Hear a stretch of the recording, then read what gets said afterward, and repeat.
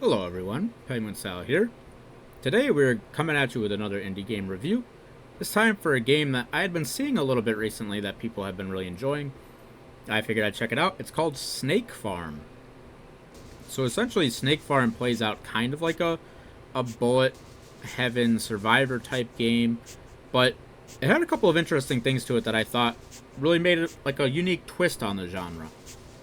So essentially in Snake Farm, you play as a little guy that has to hunt these snakes for their oil and also their teeth that you would use as currency between the rounds to buy specific things.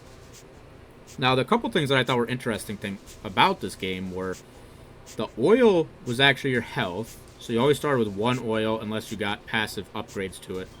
And every time you got hit, you would lose an oil.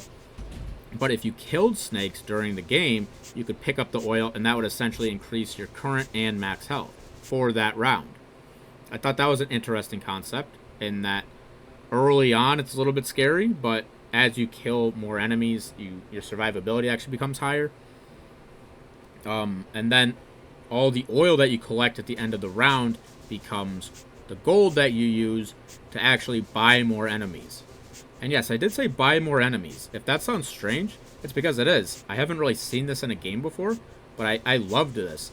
So essentially, you would use the oil you collected, it would turn into coins, that you would buy more enemies for the round you're about to play, and you would get more rewards for the more enemies they were, and the harder the enemies were. So essentially, if you wanted to go safer, you could buy less enemies, you'd also get less rewards to buy more upgrades the next round. And it would make the end a lot more complicated as well. Because after surviving 10 rounds, or after surviving 9 rounds, the 10th round is you can pick a boss to fight, which give you more oil, which essentially gives you a higher score once you complete the game. It definitely seems like a game where you would go to maybe play a couple of times to get like a higher score. It seems like a score grinding kind of game for sure after you see all the base mechanics it has to offer, which I thought it had some good things to offer in terms of there's 3 starting weapons. There's a hose that is kind of like it plays out almost like a semi-automatic gun. You shoot out the water from it. It shoots low damage bullets, but at a high rate.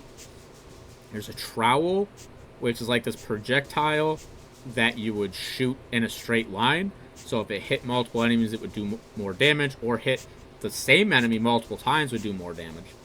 And a pitchfork, which was essentially the close-range melee-style weapon. I actually had a lot of fun with this one. I thought there were a few different builds you could do that were fun. Like there was the one that we did with the hose, which you can essentially make it so you're putting out a lot of damage through just more and more projectiles. But we also had an even better run that we did with the pitchfork, which was you were attacking only one projectile at a time, but you could increase the amount of damage it was doing and its rate of fire and headshot damage, and we were absolutely destroying things. If I knew we were going to put out the damage we were, I would have went a lot harder for the bosses at the end of the round. I thought this one was fun.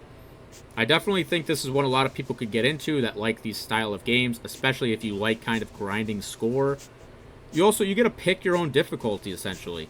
Like I said, you choose the amount of enemies that you want out, and that sets the rewards for you. So if you go safe, less rewards, you can't get quite as strong.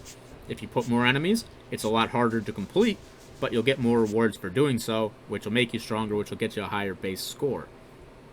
I thought this one had some really nice concepts. I thought it really put a unique spin on this genre that honestly is becoming a little bit stale recently.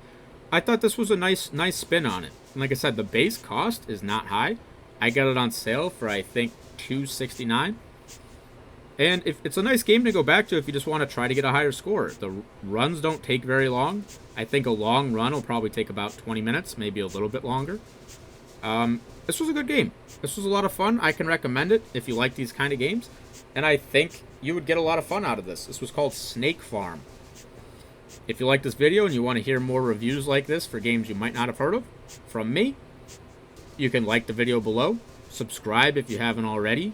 You'd be able to keep up to date with all of the videos we put out. And you would also help me grow the content, reach more people, and continue to be able to put out videos like this. Comment down below and tell me what your high score in Snake Farm is. I'm sure it's a lot higher than mine. Mine wasn't that high.